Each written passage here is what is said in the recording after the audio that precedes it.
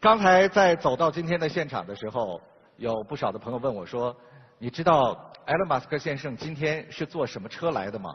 我觉得这还要问吗？他一定就是坐的 Tesla 来的，这是全世界最火的车。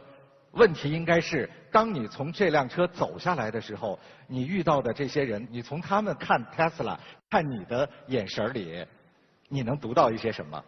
There is, I think, certainly excitement for people that know what the car is. I think there's probably still a fair bit of education we need to do to you know, for people to understand that this is a different car. Because we didn't set out with the Model S to make it look weird or unusual. So it's if people see the car and are not familiar, they think it's maybe a gasoline car, an Aston Martin or something like that usually, or Jaguar. 有人说这不是一部车，因为它没有发动机、变速箱，相当于一部安了轮胎的超级手机。车窗、导航、音响，所有这些功能都可以通过一个超大的手机来完成。但是它的100公里提速时间不到5秒，充一次电的续航能力据说能超过500公里，跟加满1箱油能跑的公里数差不多。这样的一辆不同于以往的电动汽车特斯拉一横空出世，便引来无数围观。有人说它重新定义了汽车，有人说它是一个不切实际的幻想。那么，作为特斯拉的掌门人埃隆·马斯克到底如何看待他自己的这部作品？ The reason we created Tesla was because the fact that electric cars had always been really slow and usually not very good looking, low range. I mean, they'd sort of been like a golf cart, and so people don't want to buy something that seems much worse than a gasoline car. So when we set out to create the Model S, we tried very hard to make something that was better than a gasoline car in every respect. Arguably the most important thing for an electric car is range, and that's typically what would concern most people. And then how fast can you charge it? And that's why we developed a car that has long range and can be charged very fast. The point of us doing that it wasn't just that we wanted to make the best car for the sake of being the best car. There was a very important thing that we had to break the mold. We had to change people's perceptions about an electric car, and so it had to be a lot better than a gasoline car, not a small amount. That's what we were trying to achieve.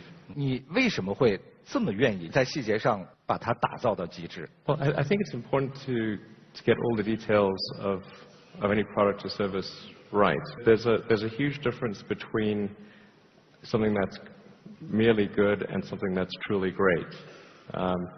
And it's that last sort of 5% that makes the difference. You want people to fall in love with a product. You want them to make them as happy as possible. But if there's a few things wrong with it, it kills the magic. At Tesla, we really try to get every detail as perfect as possible. And for most people, they won't even notice all the things. But we know some people will. We think actually most people will, even if they don't know it consciously, they will feel it subconsciously. And they won't know exactly why that they love it, but it's because their subconscious mind processes all those details and gives them a good feeling. 如果满分是100分，你给这辆车打多少分？ Well, I'm a tough grader, so I don't know. I think 80, maybe 80. 你是一个见到什么都希望能够打破它原有的规则，重新去定义它的人吗？ I don't aspire to disrupt for the sake of disruption. It's more like there's sort of some important things that need to be accomplished where the disruption is necessary. And in the case of automotive, it's extremely important that we transition to sustainable transport as fast as possible. And if we don't do that, the world is in deep trouble. So there's a pressing need, and so there's a need to disrupt. But it's not disruption for disruption's sake. It's disruption because it's necessary. 对于特斯拉的未来，伊隆·马斯克总是充满信心，哪怕是濒临死亡的边缘。2008年10月，特斯拉原计划售价10万美元的第一款跑车产品 Roadster， 由于变速箱的改进，成本飙升到12万美元，售价只微调到11万美元。这就意味着这款车不管怎么卖，都将是个亏本的买卖。现金正在每天被消耗，此时金融危机爆发，没有人愿意在美国3大汽车巨头福特、通用、克莱斯勒遭遇困境的时候再投资一个电动汽车。马斯克裁掉了1/3员工，关掉了在底特律的分支机构，关闭了研发中心，解雇掉 CEO， 亲自出马上阵。马斯克的哥哥曾经回忆道，倒闭已成了日常话题，很多人都在倒闭。特斯拉正处在交付电动车的前夜，订单的款已收上来。当时选择倒闭对他来讲反而是更容易的，但马斯克把自己个人的钱全部都注了进去。这种近乎理想主义者的疯狂冒险，究竟是为了什么？你那个时候想过，万一失败，这些钱可全打水漂了。Oh, I thought I would lose all my money. That's what I thought would occur. Wow. That was not the hard decision. The hard decision was that I had 2 companies, SpaceX and Tesla, and you know when you've been a part of creating these companies, it feels like a child, and I could either take the money that I had left and I could divide it between SpaceX and Tesla, or I could say no, I'm going to let one company die and give all the money to the other. That was the hard decision, not whether I should give all my money. That was easy. 马斯克还是做出了选择，他把手头仅剩的资金和从朋友那里借到的钱全部投给了特斯拉，把这个电动车企业从死亡边缘又一次拉了回来。正像马斯克说的那样 ，SpaceX、特斯拉对于他而言都是自己的孩子。可是他为何把钱全部投给了特斯拉？难道是他对特斯拉更有信心，还是他更看好电动车这个产业？我应该怎么来理解你这个举动？是可以把它理解成你对自己和对这个产业的未来很有信心，或者可以把它理解为你是一个更愿意去豪赌未来的人。 If you're encountering a situation where failure is the most likely outcome, if you think that if the stakes are important enough, then it's still worth doing, even if you think it's going to fail. Because I mean, the truth is, most startups fail. The most likely outcome for something that somebody's starting is most likely it will fail. So you have to be prepared to say, well, I think, okay, that's the most likely outcome, but it's important that this nonetheless be tried. And if there is a failure, then what can we learn and apply to something in the future? 你怎么就认准它就是一个未来的发展方向，它一定能成？ Well, I don't know that it will be successful in the future. I certainly hope it will be successful, but there's in the car industry is a very difficult one, and electric cars maybe especially difficult. I mean, if you look at in the United States, the next youngest car company is Chrysler, and they are almost 100 years old. And they went bankrupt a few years ago, obviously, and now they're a division of Fiat. So this is not an environment that is conducive to startups. And in fact, some other electric vehicle startups, Fisker and Coda, they went bankrupt. You know, and we just barely made it. Was super close. In fact, you know, you mentioned like 2008. That was definitely the low point, but we came close a number of times. But in 2008, we closed our financing round 6 p.m. Christmas Eve, and that was the last hour and the last day. If we had not closed it then, we would have gone bankrupt 2 days after Christmas. 相当于命悬一线的危机时刻。Yeah, I looked pretty haggard, so I was pretty stressed out. And I think my friends were a bit worried. In fact, the Sunday before Christmas in 2008, I woke up that morning and I thought, wow, you know, I never thought I was someone who could ever possibly be capable of a nervous breakdown. I thought, you know, I'm tough, I could never, you know. And I woke up that Sunday morning thinking, man, this is the closest I've ever come. 埃隆·马斯克用近乎颠覆式的创新告诉我们，原来汽车也可以这样玩。它成为了时尚的标签。在美国，它拥有一长串闪亮的用户名单，比如乔治·克鲁尼、莱昂纳多·迪卡普里奥这样的好莱坞明星，也有谷歌创始人塞奇·布林和拉里·佩奇这样的科技界巨头。而在中国，他拥有的铁粉仍然是像小米创始人雷军、UC 市董事长于永福、新浪 CEO 曹国伟、易到用车创始人周航等这样的 IT 界大佬。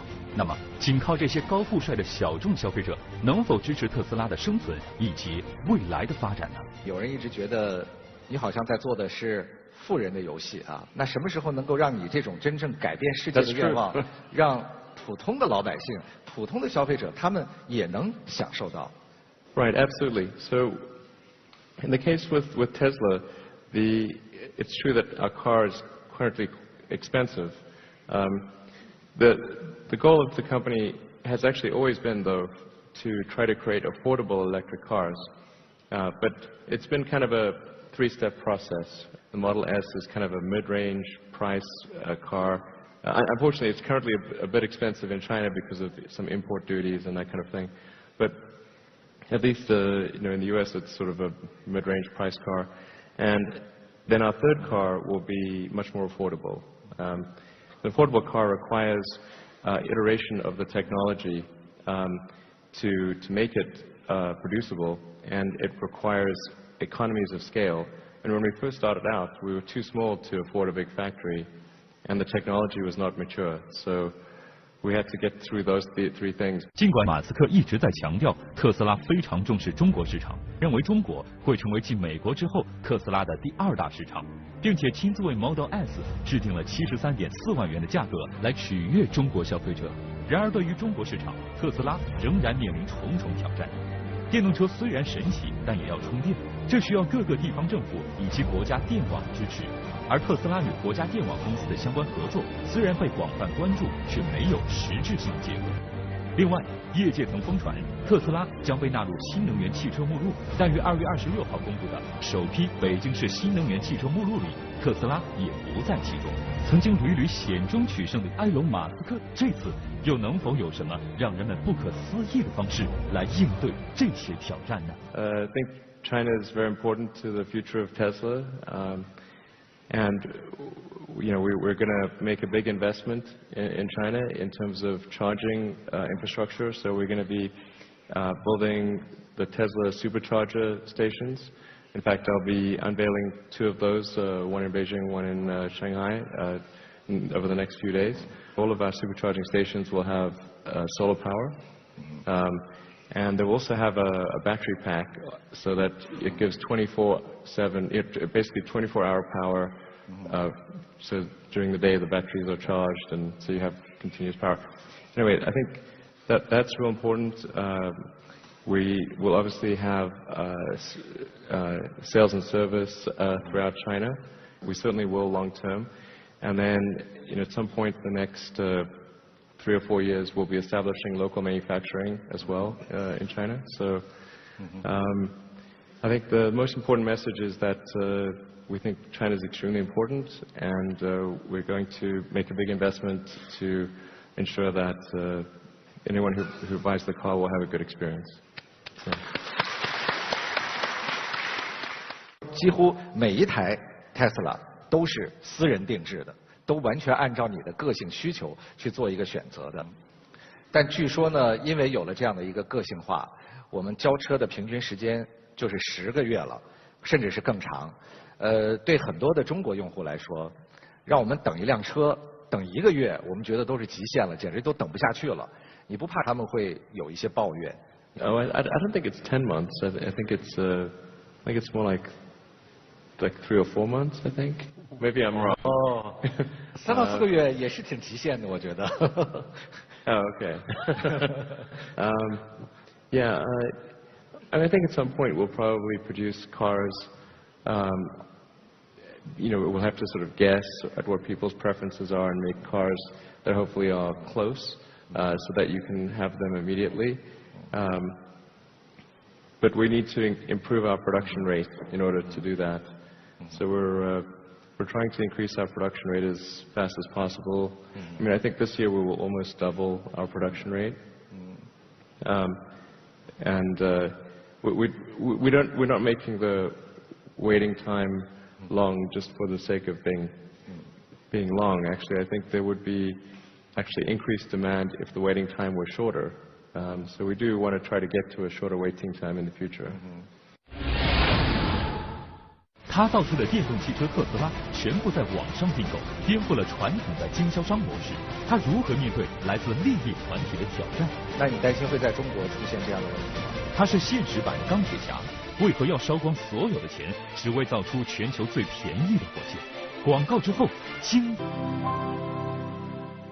你现在在做的创新，为了大众创新，降低大众的成本的事情，会伤害那些巨头。 大的利益团体的利益，你怎么样来平衡以及取得大众的支持 ？You know the big car companies. Because I was wondering why are they not making more electric cars? Why do they not make it a mainstream effort? And actually, all they seem to be doing is doing the minimum required to comply with government regulation, and then because they are so powerful, they can influence the government regulation to be very weak. So that does not result in change. So the only way to get them to take electric cars seriously is for them to conclude that if they don't take it seriously, then Tesla will take their customers. So it's competitive pressure, I think, is the only thing that will get the big car companies to create electric cars. In terms of the effect that Tesla will have, it's much more, I think, on the behavior that we will induce in other car companies rather than the cars we make ourselves. I think we will make, probably in the end, only a small percentage of the cars, but we will induce the rest of the car industry to make a lot of electric cars, and that's the ultimate good thing that would occur. Tesla 网络直销的方式，其实也影响了原来汽车销售途径当中一部分人的利益。我知道在美国很多的州，一些汽车经销商，他们就不是很高兴，说Elon你凭什么一出来你就打翻了我们原有的销售的模式，让我们这些代理商完全就失去了我们存在的可能和空间，我们未来都挣不到钱了，所以他们会反对这种方式。那你还会坚持吗？ Yeah, we're definitely going to stick to the doing direct sales. I mean, it's possible that at some point in the future that we could have a mixed model of Tesla direct stores and sell through other people as well. But we always have to have the option that if somebody is not ensuring that a customer has a good experience, that we can eliminate them from the mixture. Because my concern would be if somebody is awarded a permanent franchise to sell the product, and they don't treat customers well, then there must be some means to stop them from selling our product. That's really the overriding concern, is that however somebody buys a Tesla, it must be a good experience. 那你担心会在中国出现这样的问题吗？ We've not heard any concern about that so far, or in Europe for that matter. So, in fact, it's only in the U.S. where it's been problematic. I don't know what the deal is, and it's only in certain states within the U.S. So some states like California, it's no problem, and other states like New Jersey, it's a big problem.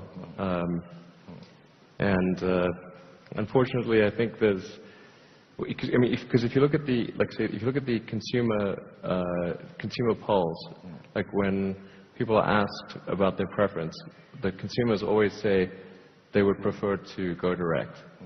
And so there's been lots of polls done, and it's overwhelmingly that they want the option of buying directly. And the lowest score was 80%. But unfortunately, I think the car dealers in some states in the U.S. have corrupted the politicians. Honestly, that's the truth of it. 在搜索引擎上，我们注意到你的关注指数从08年开始比较平稳，到10年的时候突然间就开始有一个大的攀升。如果回到10年的时候，Elon，你还记得那一年你做的最值得让你骄傲的一件事情是什么吗？ Okay, let's see. 2012, I'm not sure. What 我们梳理了一下，我不知道你是否会认为这3件事同样的重要。2010年，马斯克名下3家企业的大动作几乎同时发生。第2季度，光伏公司 Solar City 开始拓展业务，向普通居民提供太阳能光伏租赁。6月 ，SpaceX 成为第一家成功把载人飞船模型送到地球轨道的私人企业。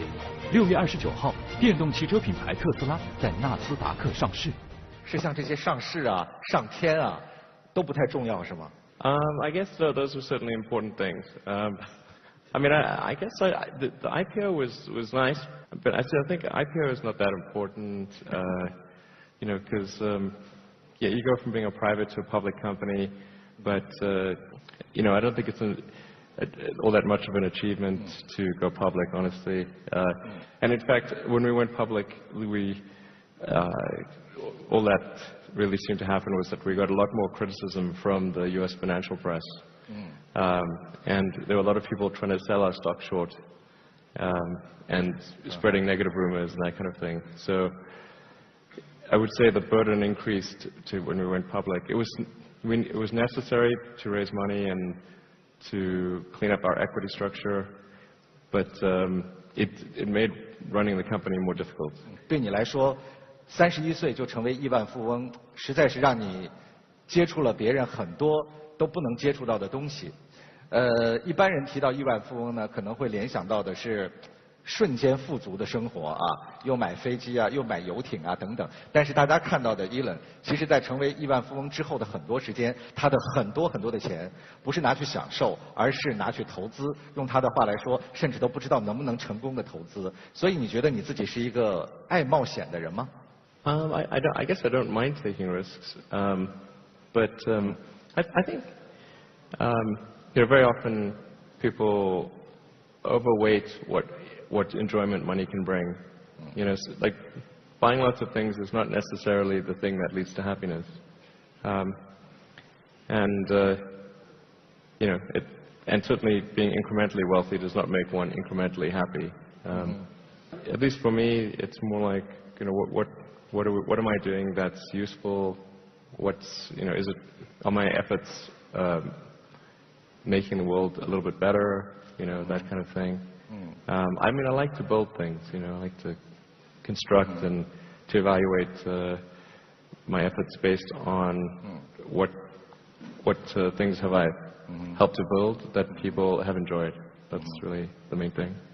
这样的一个改变世界和创造新事物的精神，其实跟一个人特别像。这个人在电影屏幕上出现过。You have a 9:30 dinner. Perfect. I'll be there at 11. Is this us? Absolutely. It can be. Great. Make it us. Okay. Mr. Musk, how are you? Congratulations on the promotion. Thank you very much. Those Merlin engines are fantastic. Oh, thank you. Yeah, good idea for an electric jet. You do? Yeah. Then we'll make it work. 这是电影《钢铁侠》当中的一个小片段。伊伦对自己的演技还感到满意吗？ Sure. So, when Jon Favreau and Robert Downey Jr. were doing the first Iron Man, they came to visit me to ask for some advice on the script, and someone had told them that I was similar to Tony Stark or something, and so they came and they got a tour of Tesla and SpaceX, and they asked me for, you know, what, you know, Iron Man has these powers. How could you know, what sort of explanation could there be for them, and that kind of thing. In this case, I play myself, and I talk with Tony Stark about collaborating on an electric vertical takeoff and landing jet. 在现实生活当中啊，其实伊伦也做了很多类似钢铁侠才可以做的事情，比如说很多人都想象不到的造火箭。造火箭这个事儿你是怎么想的？这是举全国之力才能够做，也未必能做好的一件事儿。你凭个人之力就已经打算要做了。I think it's important for rockets. It's important for humanity to become a multi-planet species and ultimately to go out there and explore the stars. And The reason I started SpaceX was because it didn't seem as though rocket technology was advancing very quickly. In fact, it was arguably going backwards. I started SpaceX with the idea of seeing if we could reverse the trend and improve rocket technology. And for a long time, we've been pursuing what is arguably the holy grail objective in rocketry, which is to be able to bring the rocket back and relaunch it. And on Friday, we had a key milestone, which is that we were able to achieve a soft landing in the ocean of the rocket boost stage. It's the first time we've been able to achieve that, and it's been the goal of the company since we started 12 years ago. So if things go well, later this year, the rocket stage will come back and land back at the launch pad, and we'll relaunch it with another satellite or something probably next year. This is really would be, assuming we're successful in doing that, this would be a very important thing for the space industry. The aircraft industry, if aircraft could only be used once, and how expensive a flight would be.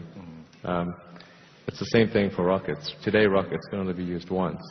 But if they can be used 1,000 times, then let's say a rocket that ordinarily costs $60 million per flight, the capital cost of the rocket would only be $60,000 a flight if you could use it 1,000 times. 埃隆·马斯克的另一个梦想就是通过发射火箭把人类送向外太空。他说他将是第一个进入太空的私人公民。母亲曾经这样形容儿时的马斯克：当别的孩子望着月亮感叹它与地球有多远时，马斯克会说它与地球的平均距离为38.4400公里。然而，在去法国、俄罗斯了解到发射火箭的高昂成本之后，马斯克做出了一个让每个人都惊诧的决定：自己造出全世界成本最低的火箭。然而，火箭虽然造出来了，3次发射却接连失败，投资的上亿美元瞬间灰飞烟灭。这一次，历史似乎没有按照他的意志前进，连吃饭都没钱的马斯克还要继续疯狂冒险吗？ I mean, there's certain goals that I think are really important for the future, and so I mean, it sort of feels like this is not about personal ambition or anything like that. It's just that if I look towards the future, there's some things that if they don't happen, then I think the future would not be good. I think we want to have the future that is the good future, and I mean that's the reason that I'm doing it, because I want to sort of look ahead and say, okay, that future is happening, or at least know that I've done everything that I can for my part to help make it happen. Yeah. 第4次的发射之前，有人担心它不成功，但我想知道你在那一刻你在想一些什么。Yeah, so I mean, up until that point in the beginning of the company, we'd had 3 launches and 3 failures. I think pretty much everyone thought the 4th launch would fail too, and that would have been game over, for sure. And 是因为钱都花完了，没办法继续再做了吗？ Yeah. 哦，这还是真的啊！我以为你总有源源不断的钱可以来补充你之前的投资。No. At that point, we're talking sort of back in 2008 still. I had all the money from PayPal, from the sale of PayPal, had been distributed to SpaceX, Tesla, and Solar City, and so I didn't have any money left personally. In fact, I had to borrow money from friends just to pay rent. So there was no real option. If that 4th launch had failed for SpaceX, it would be dead for sure, 100% likely. And the funny thing is that when I started the company, I said, okay, I've got to make sure that I have enough money for 3 launches, so that sort of 3 strikes. And unfortunately, then we had 3 failures. Like, oh, this is pretty bad. But fortunately, we were able to scrape together just enough to do the 4th launch. 在发射的前一天的晚上，你自己在考虑一些什么？ I didn't sleep at all for the nights before that. I was very, very worried. And in fact, I was so stressed out on that fourth launch, I didn't even feel joy. I just felt relief. 第4次即将发射之前，媒体曾经给出过这样的评价，说这次的发射要么是史诗般的胜利，要么是史诗般的失败，没有中间项。2010年6月4号，并不被看好的第4次发射成功了。SpaceX 公司用自行研制的猎鹰9运载火箭，将载人飞船龙飞船的模型送入了地球轨道，成为第1家可以发射运载火箭的私人企业。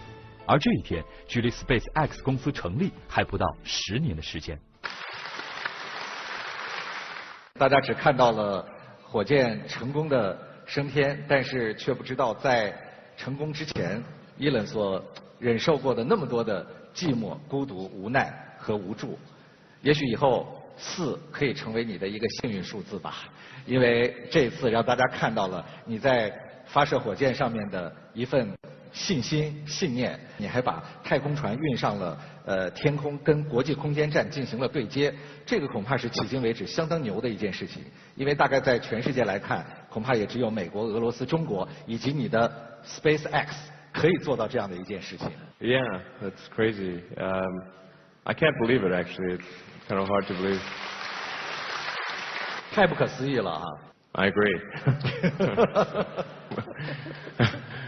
There was this program that was started at NASA, which was a commercial cargo program. That NASA knew the space shuttle was going to retire, and they needed to have some alternatives, but there was only a small budget available, so they ran this competition, and then normally a competition like that would be won by a big company, but like Boeing and Lockheed looked at the budget and they said, oh, this is not enough money, so we're not even going to bid until you raise the amount of money. And we said, we'll bid.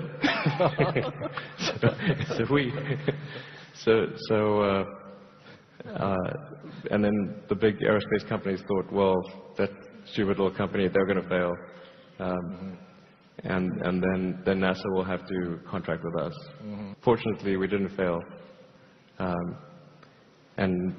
Yeah, so, but if they had not been, they were quite arrogant and dismissive, and so they, like I said, they chose not to bid, which created an opportunity for SpaceX to bid for that business, and then we were able to make it work. I still can't believe that it worked, by the way.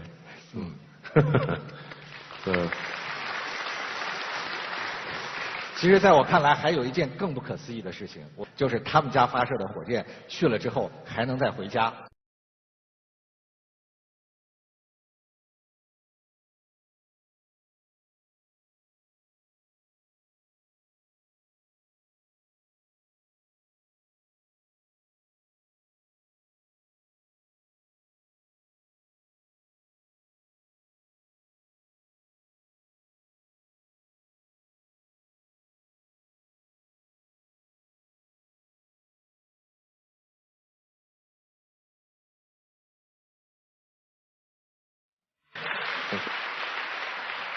够不够神奇？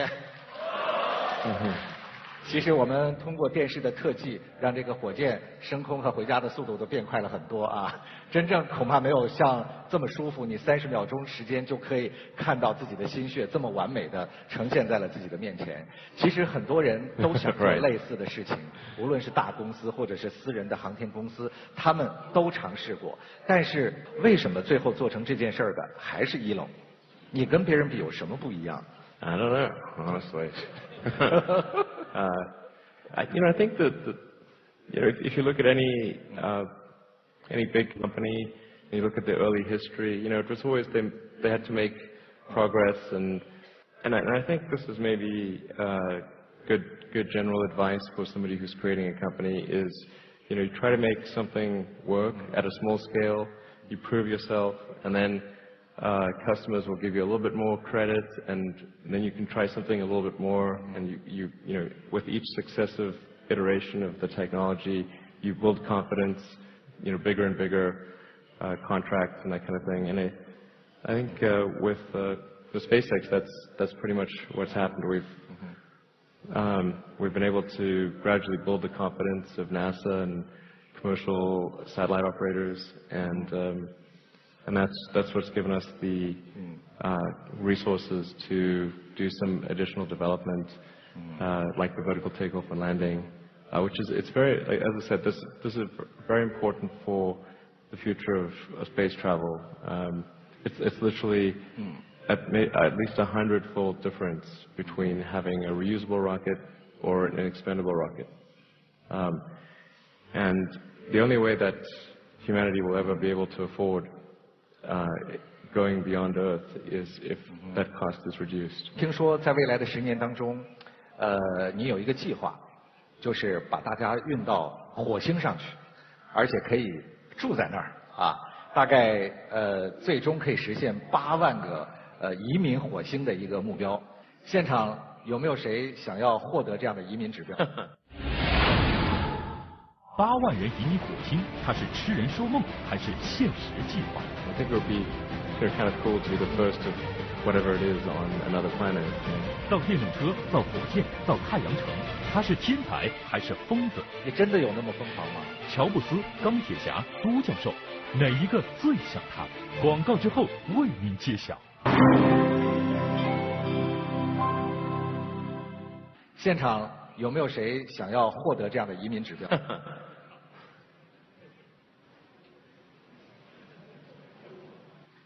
？Elon， 你觉得他们报名够踊跃吗？ I do, absolutely. I should say that I think that ultimately there will need to be actually millions of people on Mars, but the key thing is that we have the cost of going to Mars has got to be something that people can afford, and then obviously we need to build the basic infrastructure on Mars, sort of sort of a spaceport essentially, where the rockets can land and get refueled, and where there's sort of the basics of life support and so forth. But I think it's going to be important for SpaceX and maybe other companies to make that journey affordable, and then get out of the way to allow people to create businesses on Mars. And this will be a wide range of things, from somebody creating the first pizza joint to iron refining, to there's a whole thing, but there needs to be a fertile ground for entrepreneurs to establish something new on Mars, and I think it would be kind of cool to be the first of whatever it is on another planet, 哇，所以你未来也有机会到火星上去，在那儿建企业，那你会在那儿再做一些什么样我们觉得挺不可思议的事儿吗？那个时候就是来自火星的Elon。 I think the most important thing we need to do is just make sure that there's reliable, low-cost transport to and from Mars. That's super important, and keep improving that year over year. But honestly, I think I probably would not personally try to start any businesses on Mars, unless I felt it was like necessary and somebody else wasn't going to do it, because I wouldn't want people to think that, I'm going to control certain industries or something like that. My goal is will simply be to provide the most fertile environment for other entrepreneurs to create companies, and for them to feel secure that if they do create something, that they will be able to hold on to it long term. 我们真的不知道未来在火星上Elon还会做出一些什么，但是我们可以确切知道的是，Elon已经在地球上做出了一些大家看得到的事儿。我们找了一张Elon的履历表。2002年，他作为全球最大的电子支付平台 PayPal 的创始人，31岁成为亿万富翁。2008年，他是全球首位成功发射火箭的私人老板，6年时间创造出全球价格最低的运载火箭，开辟私人探索太空时代。2012年，他是美国最大的私人太阳能供应商 SolarCity 的董事长。2013年，他它是全球第一辆在商业上获得成功的电动汽车特斯拉 Motors 的掌门人。可能很多人看到这儿哈，都会很自然地用“成功”这2个字来定义这位年轻人。您自己会用什么样的字来描述一下，当你看到这样的一份履历表的时候，你的内心感受？ To me, what word would I use to describe myself today? Engineer, I guess. 工程师，特别朴素的一个字眼儿哈，但不是每一个工程师都可以做成这么多的事儿。你觉得你跟其他的工程师相比，不同的地方是什么？在中国，这就叫人生考题。所以也足以值得Elon稍微想一下。Right. Maybe I'm just Courage? crazy. Crazy. Maybe I'm crazy, yeah. Oh. I don't know.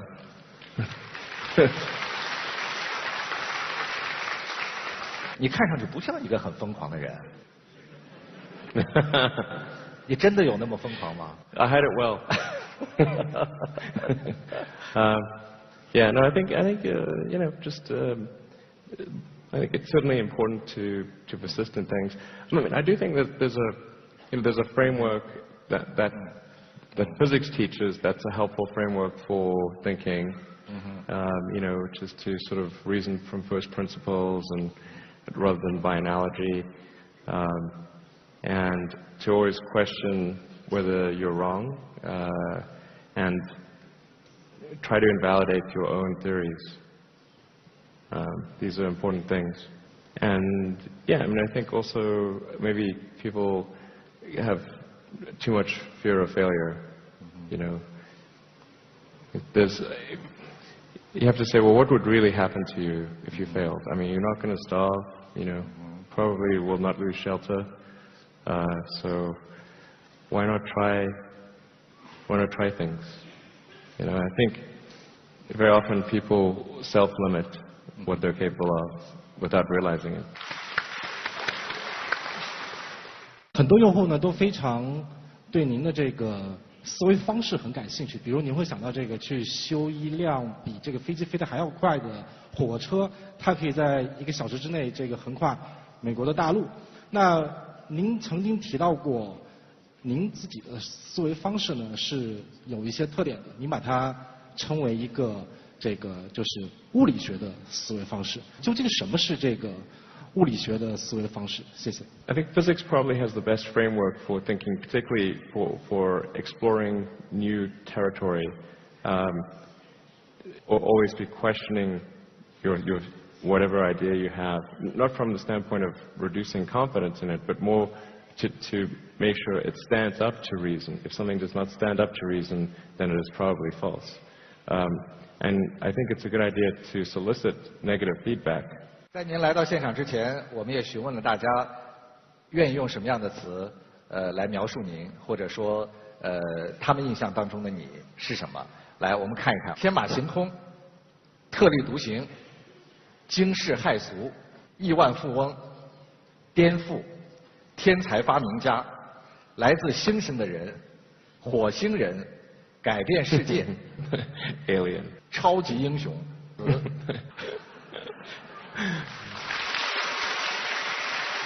我把这些词放到了网上，做了一个综合的搜索，然后出来了这样的3个词。第一个词是乔布斯，第2个词是钢铁侠，第3个词是都敏俊，都教授，来自韩国的一部电视剧当中的主人公，从另外一颗不是地球的星星，时不时飞到地球来看他女朋友的人啊。你觉得目前这3个人跟你有点像吗？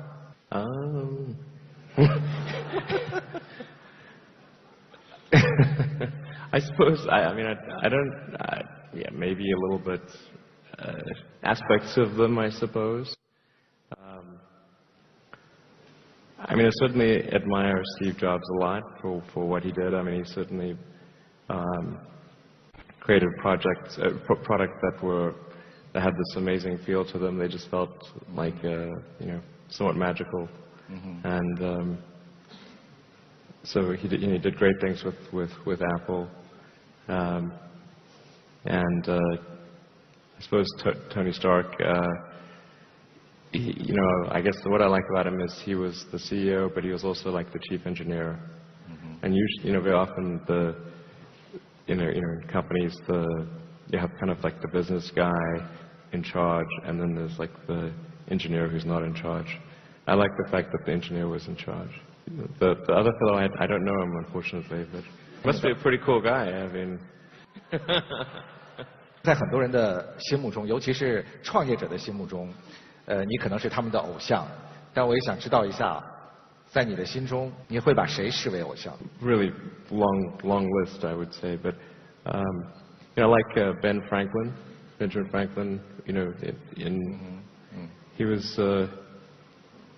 He seemed like someone who did the right thing at the right time, and he was sort of a scientist and inventor and, you know, all-around good guy. I like him.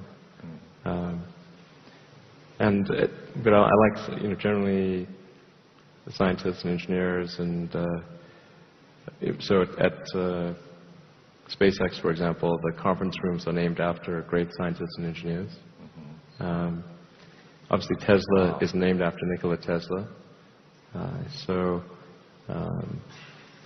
You know, I think anyone who's done useful things that have added to the world, and where, you know, you'd be sad if that person had not existed, then I think those people are worth admiring. Hi, Elon. Welcome to Beijing. Well, as early as in 20 years before, you believed that the areas of sustainable energy, the internet, and the space exploration would have the most impact on the future of mankind. And therefore, you helped create SpaceX, PayPal, and Tesla Motors. And my question is, 20 years later, as of today, do you still hold the same belief? And what would be the next big thing for the next 20 years? Thank you. Sure. Yeah, I think so. Technically back then I thought there were 5 areas, 3 of which were definitively positive. You know, being internet, sustainable energy, and making life multiplanetary. There were 2 other areas that are more of a question mark. Those are artificial intelligence, or true sort of artificial general intelligence. And then the other is writing genetics, like rewriting human genetics. I mean, those things would have a very big impact, but there's quite a big risk associated with them. You know, like maybe some bad things could happen. But I think those 2 areas are likely to happen either way. You know, I mean, they're going to happen eventually, and there's certainly a lot of opportunity in them.